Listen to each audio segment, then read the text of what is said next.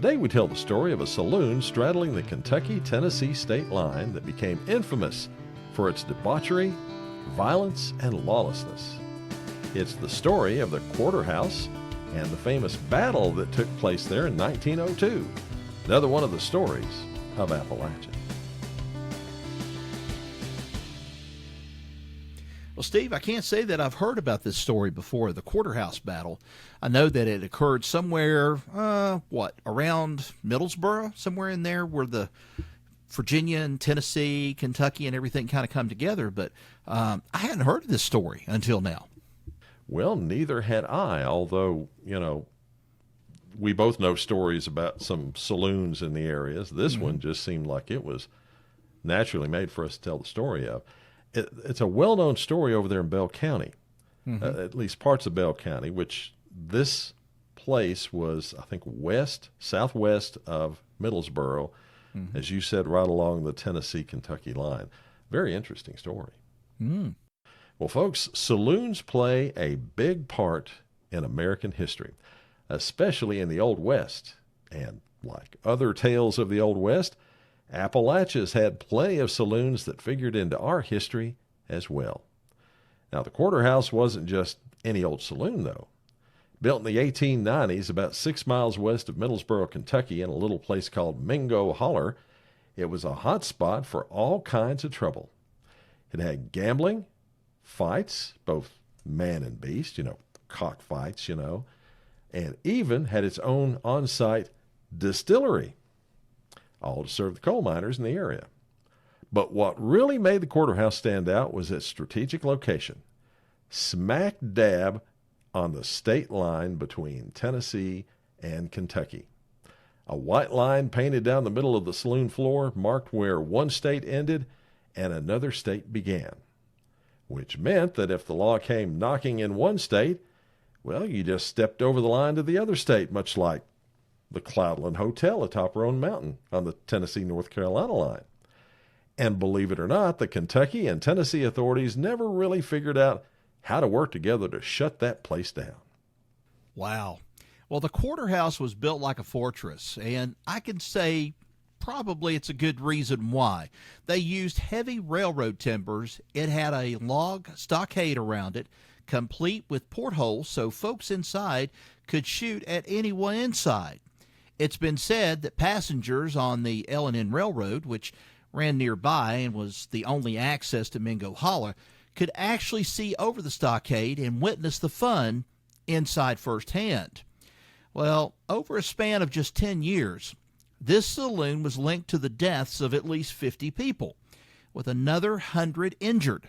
It was a place where grudges turned deadly, fueled by moonshine and lawlessness. And it didn't take long for things to spiral out of control. One of the more infamous incidents came in 1898 when a man was shot and killed by William Combs in the midst of a scuffle with another man, Charlie Pridemore. Well, Rod Pridemore had gotten into a fight with Combs, who ran the restaurant at the Quarter House. What started as a quarrel escalated quickly. Some accounts even suggested it was all just a ruse for a premeditated murder. Combs ended up shooting and killing Will Turner, known as Wild Bill, during the scuffle after Turner slapped him. Combs tried to escape after the shooting, but there was a problem. The man only had one leg. Despite his attempt to flee into the mountains, he didn't get far before being caught and sentenced to 5 years in prison. Now, Mr. Pridemore was not changed by his sentence. By November 1899, he was out of jail and had gotten into a shootout with a man named C.D. Ball during a heated political dispute. The fight led to a wild exchange of gunfire. Some 50 shots were fired, but miraculously, Rod, no one was hit. That about Combs only having one leg lends new meaning to the joke, "I'm busier than a one-legged man in a butt-kicking contest." Well, just a few weeks later, though, Pridemore's luck ran out. During yet another brawl at the Quarter House, he was shot and killed. The alleged shooter? Mike Welch, the saloon's bartender and, by all accounts, a man with his own deadly reputation. Now, Pridemore's death was one of many that added to the Quarter House's infamy. It's said that by the time the saloon burned down, that's right, it burned down, and yes, we'll get to that in a minute, nearly 60 men had died there, with many dying with their boots on, as the saying goes. And that was just the beginning. Feuds at the Quarterhouse weren't uncommon. Now, one of the deadliest feuds was the Turner-Souder feud, which had been brewing for decades. Now, by some accounts, General Souder, yes, his first name was General, not Joe or anything else, but General. Well, he had killed 8 Turner men. Another Turner, also, believe it or not, named General, got revenge by shooting General Souder with a rifle, although he only wounded him. By the time the smoke had cleared, the only members of the two families were General Turner's brother and the owner of the Quarterhouse Saloon, Lee and General Souder. And it wasn't just feuding families, Rod. It was also about those families' businesses. You see, the Quarterhouse competed with other saloons, like the Halfway House, owned by the aforementioned General Souder, for the miners' hard-earned pay. On payday, it said the Quarterhouse could rake in upwards of $10,000, a tidy sum at the turn of the 20th century. While that was a lot of cash, it came as a cost. Bar fights, cockfights, and even stage matches between bulldogs and wildcats were common entertainment. And upstairs, well, let's just say the ladies of ill repute had their share of business too. By 1902, the Quarterhouse's infamy caught up with it in an incident known as the Quarterhouse Battle.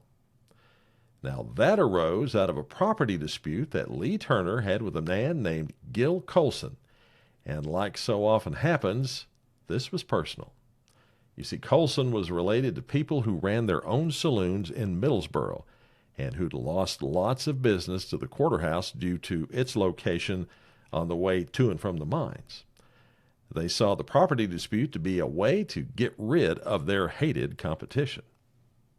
Gosh, this kind of reminds me of something back in Greek mythology and all this stuff. It used to be when, they would take the boat and they would move it across the land and stuff, and the men would go and spend all their money, and then they'd be poor as they got on the other side and stuff, and then when they made their trip back, they had to come back again the same way, and they had their money and they spent all their money again. Have you heard about that one before? I think I have heard something about that, yeah. That's what it reminds me of, especially with these guys working in the mines. They found a way to get their money out of them real quick. Well, that property dispute involved the land where the Quarterhouse stood. Both men filed lawsuits, one in Tennessee, one in Kentucky, and, courts in Tennessee had sided with Turner, while courts in Kentucky ruled in favor of, you guessed it, Colson. This left both men feeling justified in their claims, and the saloon literally divided in half. The tension escalated when Colson demanded rent for the Kentucky side of the property from Turner. Lee Turner flatly refused to pay, which set off a chain of retaliation. The next time, Turner sent a wagon and mules into Middlesboro to pick up a shipment of, you guessed it, the wet stuff, whiskey, from the train station, and Colson seized them as, quote-unquote, payment for the rent. But Turner wasn't the kind of man to back down. Along with a colleague, Boone McCurry, what a name, he took back the wagon, mules, and whiskey by force. This act of defiance was essentially theft in the eyes of the Kentucky courts, and Colson, you can guess it, he wasn't about to let go. And Rod, that's when Colson sought legal help. Kentucky Judge M.J. Moss issued an arrest warrant for Turner, charging him with stealing the wagon and the mules. But this wasn't just a simple case of a sheriff delivering a summons. Everyone knew Turner wouldn't turn himself in peacefully. See, Turner's reputation as a violent and heavily armed man, coupled with the fortified nature of the Quarterhouse, made it clear this would not be a routine arrest. Sheriff Tyrus Howard knew he'd need backup. Serious backup. And that's why he deputized a posse of 30 men to help him carry out the arrest. And it's worth noting that Turner wasn't even at the quarterhouse during all this going on. On the day of the battle, he was in La Follette, Tennessee, answering a separate charge of carrying a concealed weapon. But his absence didn't matter. His followers were fiercely loyal and ready to defend his saloon at all costs. And that set the stage for what's to be called the Quarterhouse Battle. The sheriff and his posse made their way into Mingo Hollow, knowing that they were walking into a potential firefight. Now, folks, I'm sorry, I said it is Mingo Hollow. That's what we call it around here. But still, they weren't wrong, okay, about the whole thing, knowing that they were walking into this potential firefight. As the posse approached the log palisaded saloon, shots began to ring out. One of the posse members, Charles Cecil, was killed, and another, John Doyle, was gravely wounded. After an hour of gunfire, the sheriff decided that it was the best course of action, well, it would be to set fire to the place. So as the saloon burned, the women inside were allowed to leave. I would hope so.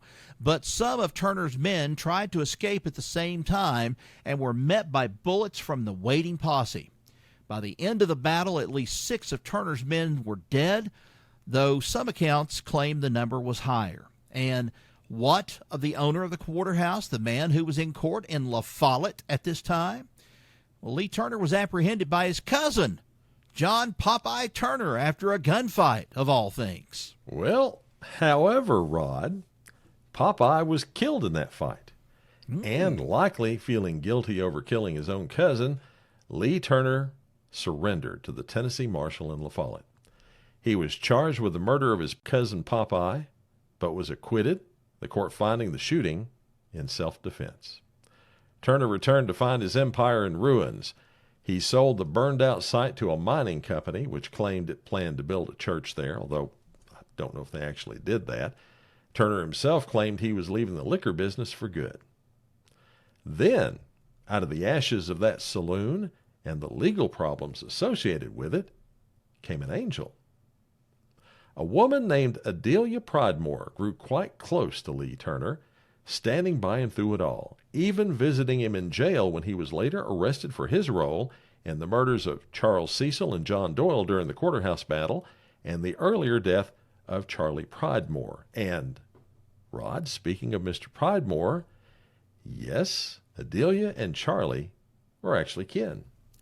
Kind of expected that somewhere along the line. Well, in the end, Lee Turner managed to escape a long prison sentence and was released in 1904. The two married after his release, and by all accounts, Adelia helped him turn his life around. Turner had a knack for reinvention. By 1907, he was touring with a moving picture show, reenacting scenes from his life, including the infamous Quarterhouse Battle. And later, he started a patent medicine business. He even dabbled in the temperance movement for a while. And Steve, let's tell our viewers and listeners what the temperance movement was. Well, as you know, Rod, the temperance movement was simply all these folks that did not believe in liquor, feeling it was evil and terrible for people to do, to drink, went around trying to get rid of liquor, and eventually that led to prohibition.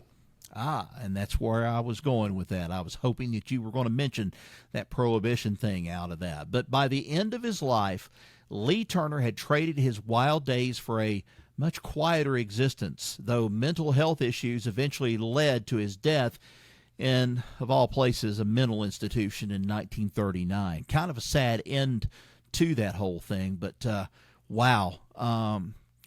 You mentioned the Quarterhouse. Now it's like it rings a bell with me on certain places. And one, I'll just name it off. It's a legend from where I live, the Red Onion. And we're not talking the prison either. It used to be a real live beer joint, if you want to call it that. Well, you know, these, I guess you call them a beer joint. I call them like a speakeasy, whatever you want to call them. Mm-hmm. They had a life of their own. I mean, you've told me the stories of the Red Onion. I go in there and look at these stories of the Quarterhouse. I'm sure there are tons of other stories of different bars and speakeasies and gin joints, whatever you want to call them, all over Appalachia. But this one really stuck with me because of, this whole battle issue and the fact that they had built a log palisade around with holes in the walls so they could shoot people if they came close to the place, like, back during pioneer days. That's just wild. Yep. I mean, people that had a grudge. People had a grudge against them for something. If they felt like they, hadn't treated them right, or, for that matter, going after some of the women in the houses of ill repute. I mean, this was stuff of protection. This was, this was about as close as you can get to what we've talked about before with the whole thing of keeping the whole. It kind of reminds me of you keeping the party going all the time. You keep that party going and you don't let it die down because you're not being a good host out of the whole thing. And that's what they were doing with this whole thing with the quarterhouse. Well, it gets on to some other things too. Now, as we tell this story, folks, don't get the idea that, okay, you've got this really nice, quiet place called Middlesboro and then all this wild stuff going out in the county. There are tales about Middlesboro being pretty wild itself back in the teens and 20s that we probably will look into telling that story as well. Not to mention other places like Johnson City. Yep. There's rumors that Al Capone stayed there. It had a big tie to that. That's never really been actually proven, but that's the reason they have all kinds of festivals with Al Capone. They had that place called Capone's that was over there. So there's all this stuff that has happened around, not just out in the country, but in some of the more populated areas, the cities and towns, if you will, in this part of the country. The cities, places like that, I think of Cincinnati. Cincinnati was a happening place, especially for some people when you had to go and you were getting your liquor back up north to the speakeasies and so forth. But, even in the little towns, though, the little towns were populated with, these little places where you go in and sometimes the law wouldn't touch them. Law wouldn't touch them at all unless somebody had come down from Richmond or wherever it was and said, you got to put a stop to this and you got to snuff this out pretty quick or we're going to have problems. But then just as soon as it was done, they'd show back up again. They'd open back up and they'd start at another place somewhere down the road or at another location, but the object was still clear. Make some money. Well, speaking of money, as you know, cash greases the wheels of the law. Exactly right. And folks, that's the story of the infamous Quarterhouse Battle, another one of the stories of Appalachia. Thanks for listening.